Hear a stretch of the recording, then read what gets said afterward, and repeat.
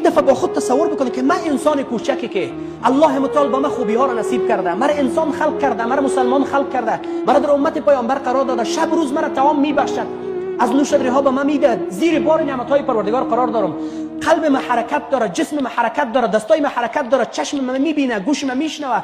الله متعال آسمان را خدمت ما قرار داده، زمین را در خدمت ما قرار داده، حیوانات به خاطر مذهب همیشه، پیامبران را به خاطر ما ارسال کرده، کتاب ها به خاطر ما ارسال کرده. چرا نافرمانی میکنم ما انسان؟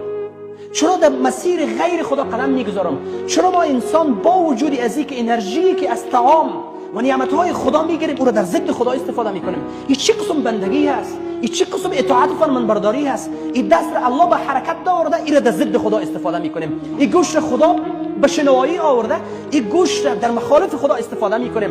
این چشم که خدا به ما و تو داده، این را مخالف خدا حرکت میدیم. این پایی که الله متعال حرکت به این نهاده، این را در ضد خدا قدم میگذاریم. یعنی این بندگی چه قسم بندگی هست؟ یعنی ما چه قسم بنده های خدا هستیم؟ میگه نمک خورد و نمکدان شکست. یعنی چی؟ هم نمک میخوریم هم نمکدانی رو میشکنیم.